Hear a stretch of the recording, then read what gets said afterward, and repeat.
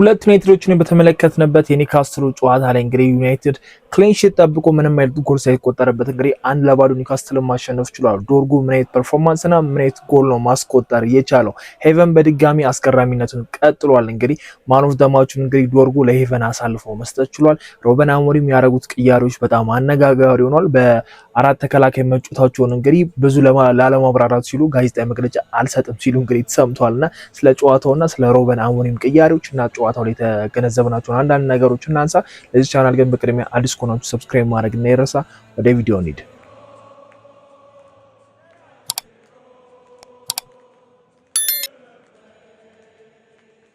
ከሶስት ተከታታይ የኦልድ ትራፎርድ ድል አለማድረግ በኋላ እንግዲህ ዩናይትድ በኒውካስትል ላይ እንግዲህ 1-0 ማሸነፍ 3 ነጥብ ይዞ መውጣት ይችላል። ከኤቨርተን ከዌስትሃም እና ከበርንማውዝ ጨዋታ በኋላ ነው እንግዲህ ይህንን ድል ማስመዝገብ ሲችሉና ሩበን አሞሪም ያለ ብሩኖ ፈርናንዴዝ ያለ አማድ ያለ ብራያን ምቤሞ ቻንስ ክሬት ከሚያደርጉላቸው ሶስት ተጫዋቾች ውጪ እንግዲህ የመጀመሪያ ድላቸውን ማስመዝገብ ችሏል። ሊሳንድሮ ማርቲኔዝ በቋሚነቱ ከረጅም ጊዜ በኋላ ተመልሷልና ሌኒሮ ቤንች ማድረግ የቻሉት ሩበን አሞሪም ትክክለኛ ውሳኔ ይመስለኛል። ሌኒሮ በዚህ ዓመት ያለው አቋም መጥፎ ነው ስንል ነበር። ባለፈው የአስቶን ቪላን ጨዋታ ደግሞ በሱ ምክንያት ሁለት ጎሎች እንደተቆጠሩ የሚረሳ ነገር አይደለምና ትክክለኛ ውሳኔ ወስነው ሄቨንን ከሊሳንድሮ ማርቲኔዝ ጋር በማጣመር እንግዲህ በአራት ተከላካይ በመጫወት ጥሩ የሚባል ፈርስት ሃፍ አሳልፈዋል ማለት ይቻላልና ሩበን አሞሪም የ3-4-3 አጫወቱን እንግዲህ ወደ አራት ተከላካይ አድርገውት አሁን በግልጽ መጫወትን ጀምሯልና ዶርጉ ወደ ፊት ለፊት ወደ ማጥቃቱ እየሄደ እንግዲህ ሲጫወት ተመልክተናል። በጣም ጥሩ የሚባል ፈርስት ሃፍ አሳልፈናል።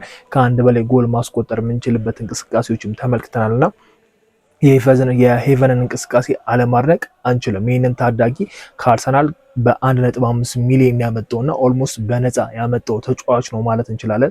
ከባለፈው ከአስቶን ቪላ ጋር ዋትኪንስን እንዴት ውጦት እንደነበር ተመልክተናል። አሁን ደግሞ ስንፈራው የነበረውን ኒኮ አልቲሜድን እንዴት ሸፍኖት እንደተጫወተ አይተናልና የአንቶኒ ጎርደን ነገር ነበር ሲያስፈራ የነበረው። አንቶኒ ጎርደንም ከረፍት በኋላ ነው መንቀሳቀስ የቻለውና ሄቨን ሙሉ ለሙሉ የኒኮ አልቲሜድን ነገር ተቆጣጥሮታል ማለት እንችላለን። ዩናይትድም ክሊንሺት መጠበቅ ችሏል። ሊሳንድሮ ማርቲኔዝ በጀመረበት የመጀመሪያ ቋሚ አስተላለፍ እንግዲህ ሁለተኛ በፕሪሚየር ሊጉ ክሊንሺት የጠበቀበት ጨዋታ ሆኖ ተመዝግቧል። ዩናይትድ ይህንን ጨዋታ ማሸነፉ በጣም ትልቅ ነው። በዚህ ሰዓት ላይ በጉዳትም ሆነ በአፍሪካ ዋንጫ ብዙ ተጫዋቾች እንዳይሉት እናውቃልና ይህንን 3 ነጥብ ማሳካት በዛውም ደግሞ ኒውካስትል ላይ በጣም የሚከብድ ነገር ነው። አሁን ዩናይትድ 5ኛ ደረጃ ላይ የሚያስቀምጠውን ፖይንት ነው ያነሳውና ካስሜሮና ኡጋርቴ ተጣመሩ። ካስሜሮና ኡጋርቴ ሲጣመሩ እስካሁን ድረስ ዩናይትድ ምንም አይነት ሽንፈት አልገጠመውም እና ብዙም ጎል አይቆጠርበትም። ይህ ጥምረት ምናልባት ሩበን አሞሪም ብዙ የማይመለከቱት ሲቸግራቸው የሚሰራላቸው ጥምረት ይመስለኛልና ማኑኤል ኡጋርቴ ዛሬ ጥሩ የሚባል እንቅስቃሴ ያርጓል። ይህ መጥፎ የምንለው እንቅስቃሴ አይደለም።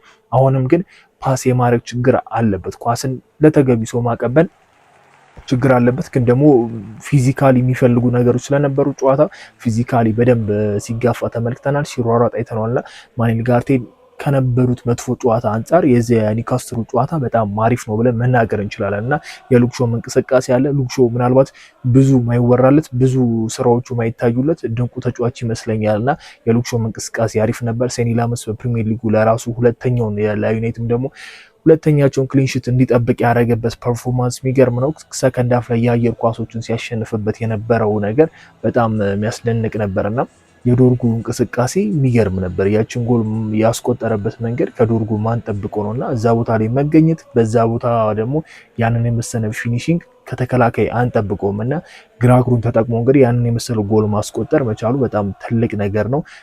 ዶርጉ ምን ያህል አሪፍ ተጫዋች እንደሆነ በፕሪሲዝኑ ተመልክተናልና ያንን ምናልባት በዚህኛው ሲዝን ያመጣዋል ብዬ በደንብ ተስፋ ካረኩባቸው ተጫዋቾች መሃል አንደኛው ዶርጉ ነበርና ያንን ነገር ግን ማሳየት አልቻለም ነበር። በዚህኛው ጨዋታ ምናልባት የተመለከትነው ይመስለኛል። ፔናልቲ ቦክስ ውስጥ በደንብ ታይተነዋል።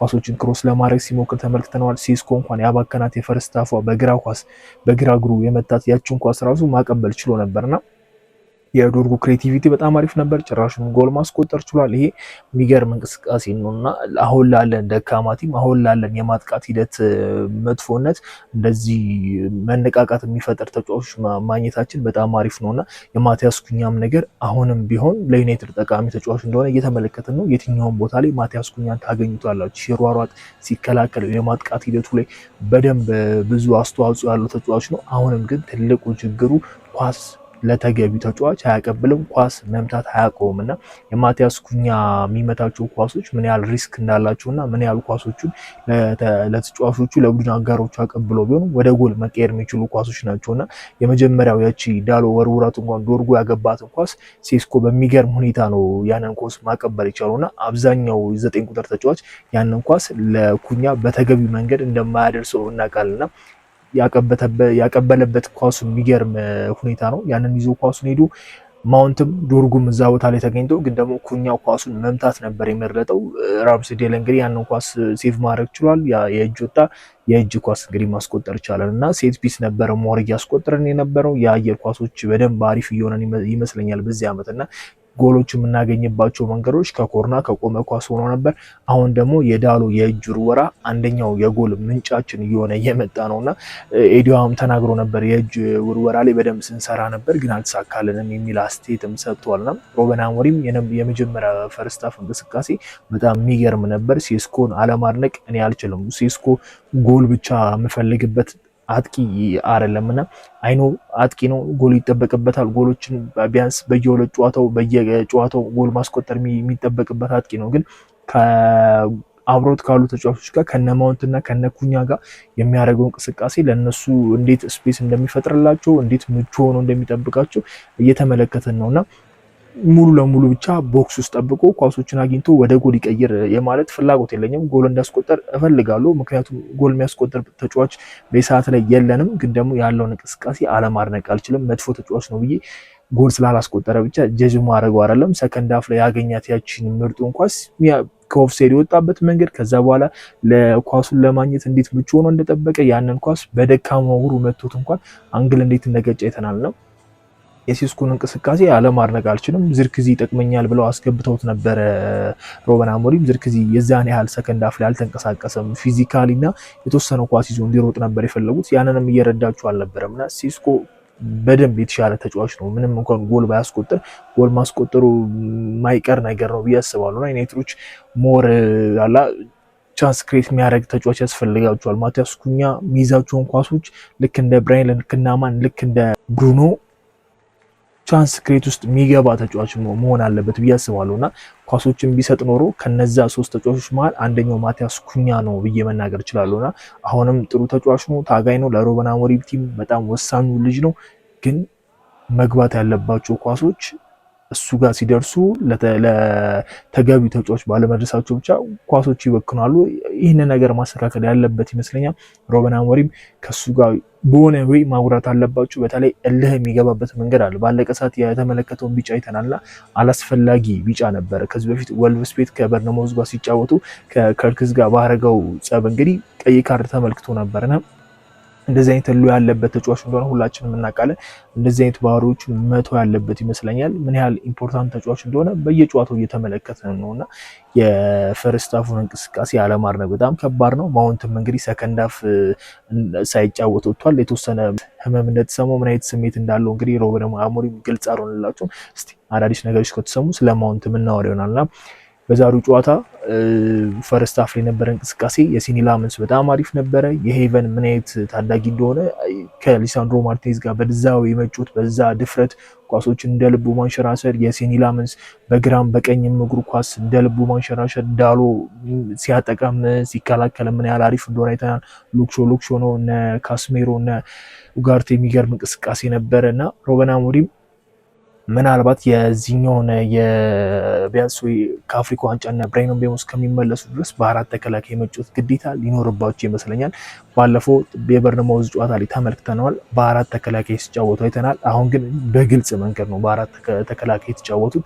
ዳሎና ዶርጉ በአንድ ሳይድ ሆኖ ነው ሲጫወቱ ያየነውና ከዚህ በላይ ግልጽ ነገር የለም። እሳቸውም እንግዲህ ለመሸሽ ሲሉ ስለ አራቱ ተከላካይ ላለመጠየቅ ሲሉ እንግዲህ ክሪስማሱን በቃ አሪፍ ሆኜ ነው ማሳለፍ ፈልገው ፕሬስ ኮንፈረንስም አልሰጥም ብለው ነው የወጡትና ምናልባት ብዙ ሲያስተቻቸው የነበሩ በአራት ተከላካይ ይጮት ሲባሉ የነበረውን ነገር ለማምለጥ የወሰኑ ይመስለኛልና ስለ በአራት ተከላካይ መጮት ምን ያህል ለተጫዋቾቹ ምቹ እንደሆነ አይተናል። ግን ሰከንድ ሃፍ ላይ ያየነው ዩናይትድ በጣም ኮምፕሊትሊ ሌላ ዩናይትድ ነበረ። ኤዲያውን አለማድነቅ አልችልም። በቃ በጣም የሚገርም ውሳኔና የሚገርም ታክቲካል ቼንጅ ነው ያደረጉት። ፈርስት ሃፍ ላይ ነበር ያን ነገር የተመለከተው። ምናልባት ልብ ብላችሁት ከሆነ ራምስዴል ጉዳት ነገር አስተናግዶ ነበር። ሁለት ተጫዋቾችን ጠርተው ቴክኒክ ለመቀየር ሲሞክሩ ነበር። ዩናይትድ ይዞት ይገባል ብሎ ያሰቡት 3-4-3 ሲሆን ተቀይሮባቸው ነው የመጣውና ያን ነገር ቀይሮ ለጌሙ የሚሆን አይነት ጨዋታ ለመፍጠር መሞከራቸው ከዛ ሰከንድ ሃፍ ላይ ያ ነገር መስራቱ በጣም አሪፍ ነውና የበላይነቱ በጣም የተለየ ነበር። ዩናይትድ ራሱ ፈርስት ሃፍ ላይ የዛን ያህል የበላይነት አልነበረውምና ሰከንድ ሃፍ ላይ የነበረው የኒውካስትል የበላይነት በጣም አሪፍ ነበረ። ግን ተከላካዮቻችን በጣም ተቀናጅተው ነበረ። ሩበን አሞሪም የቀየሯቸው ቅያሮች ግን በጣም የሚያስደነግጡ ነበር። የሲስኮን ቅያሪ ምናልባት ዝርክዚ ወደኋላ መለስ ስለሚል ኳሶችንም ይዞ ስለሚጫወት ፊዚካሊም ለማሸነፍ ስለሚሞክር ሞር በቃ ላለማጥቃትና ያችን አንድ ለባዶ ኪፕ አድርጎ ጠብቆ ለመውጣት ነው ብዬ አስቤ ነበር። ካስሜሮን ግን አስወጥቶ ሌኒሮን ሲያስገባ በጣም ነበረ ግራ የገባኝ። ምን አይነት አጫወት ሊጫወት ነው ብዬ አስቤ ነበረ። ካስሜሮ ራሱ ሲደነግጥ ታይቷል። ይህንም ምስል ማየት ትችላላችሁና ብዙዎቻችሁ በጣም እርግጠኛ ነኝ በሩበን አሞሪም ቅያሬዎች የሚያስደነግጥ ይመስላል። በዛ ሞመንት ውስጥ ደቂቃ ውስጥ እየቀሩት ሩበን አሞሪም ሉክሾን ማስወጣት፣ ሩበን አሞሪም ማርቲኒዝን ማስወጣት፣ ከዛ ካስሜሮ ወጥቷል። የሚያስገባቸው ተጫዋቾች ታዳጊ ያስገባ፣ ከዛ ማላሲያን ለረጅም ጊዜ ዩናይትድ ቤት ተጫውቶ ማያውቀውን ተጫዋች እና ምን ያህል ሪስክ እንደወሰደ በዚህ ጨዋታ አለመናገር አይቻልምና የቀየራቸው ተጫዋቾች ለደጋፊ በጣም የሚያስደነግጥ ይመስለኛልና ይሄንን 3 ነጥብ ማጣጣም ያለብን ነው። በቃ ምንም የሚካድ 3 ነጥብ አይደለምና ፈርስት ሃፍ ላይ ጥሩ ተጫውቷል፣ ሰከንድ ሃፍ ላይ ጥሩ አልተጫወተም። ዩናይትድ 90 ደቂቃ ጥሩ ተጫውቶ 3 ነጥብ ያላሳካባቸው ብዙ ጨዋታዎች አሉ። ፕላስ ደግሞ አንድ ለባዶ እየመራ ነጥብ የጣልንባቸው ካምባክ ተሰርቶብን ከዛ አቻ ለመውጣት የሞከርናቸው ጨዋታዎችም አሉና የፉልሃምን ማንሳት እንችላለን፣ የኖቲንግሃምን ማንሳት እንችላለን። በዚህ በኩል ቶተናምም አለ። የበርንማውዝን ጨዋታ ማንሳት እንችላለን መርተን ምን እንደሆነና ይሄኛው ጨዋታ ተገቢ ነገር ነው ያደረኩት። ያን ሁሉ ተከላካይ ማስገባት ለመከላከል መሞከር ያለውን ውጤት አስጠብቆ መውጣት በጣም ልክ የሆነ ነገር ነው ብዬ አስባለሁና ስለ ሄቨን በደንብ የምናወራበት አንድ ቪዲዮ ያስፈልገናልና ሄቨንን አለማድረግ በጣም አይቻልም። በዚህ በነ ሃሪ ማጎር ማቲያስ ዴሊት በሌሉበት ታይም ምን ያህል ምርጥ ተከላካይ እንደሆነን እየተመለከትን ነውና የዛሬው የኒውካስትሉ ጨዋታ በጣም አሪፍ ነበረ። እኔ ፈርስት ሃፍ ኢንጆይ አድርጌዋለሁ። የጎደለብንም አይመስልም ነበረ። ሰከንድ ሃፍ ግን የሩበን አሞሪም ቅያሬዎችም ካስሜሮ መውጣት አለበት የለበትም የሚለው ነገር አጠያቂ ነበር። ምናልባት ሴስኮ ሲያስወጡ ዝርክዚን ሲያስገቡ ዝርክዚን ከሚያስገባ ሌኒሮ ማስገባት የተሻለ ነው ብዬ አስባለሁና ኩኛ ወደፊት እንዲሄድ ማድረግ ሞር የተሻለ ነው ለእኔ እንደ እይታና ማርቲኔዝን አስወጥቶ ማላሲያን ማስገባት ሌላ ቼንጅ ነው። ሉክሾን አስወጥቶ ታዳጊ ማስገባት ሌላም እንትን ነውና ሩበን አሞሪም ሪስክ ወስደው ሰከንድ ሃፍ ተጫውተዋል። ግን ደግሞ ዋናው 3 ነጥብ ነው። በጣም የሚገባን 3 ነጥብ አግኝተናል።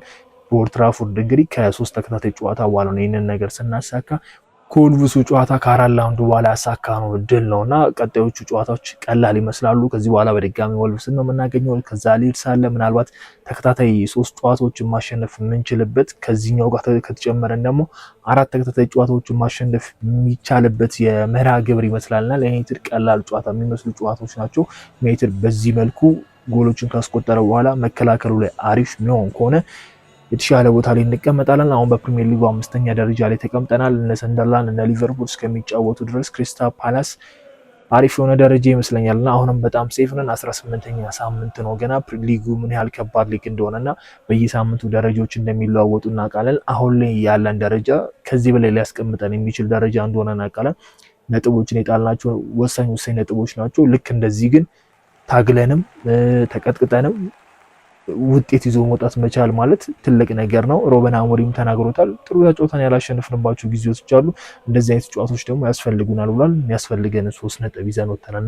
ስለ ጨዋታው የተሰማችሁን አስተያየት ኮመንት ላይ እስቲ አሳውቁኝ። እኔ በጨዋታው በጣም ደስተኛ ነኝ። የሚገባ ነው 3 ነጥብ አግኝተናል ብዬ አስባለሁ። ፈርስት ሃፍ ጥሩ የሚባል እንቅስቃሴን ለማየት የሚያጓጓ ከዛ ሰከንድ ሃፍ እንደ ደጋፊ የሚያስጨንቅ ጥሩ የሚባል እግር ኳስን አይቻለውና ጥሩ የሚባል ጨዋታ ተጫውተናል። ጥሩ የሚባል ጎልም አይተናል። ቢያንስ እነምበሞ እና አማድ ባይኖሩ የማጥቃት ሂደታችንን መጥፎ እንዳይሆን በሱ ተመልክተናል። ተከላካዮቻችንን አለማድነቅ አይቻልም። ሩበን አሞሪም ከዚህ በኋላ በአራት ተከላካይ ይጫወታል አይጫወትም እሱ የምንመለከተው ነው የሚሆነው። አዳዲስ ነገሮች ከተሰሙ ሼር ማድረጋችሁ ነው የሚሆነው። ለዚህ ቻናል አሁንም አዲስ ሆናችሁ ሰብስክራይብ ሳታደርጉ ካያችሁ ሰብስክራይብ ማድረግ እንዳይረሳ። በሚቀጥለው ቪዲዮ እስከምንገናኝ መቻችሁ ቻው።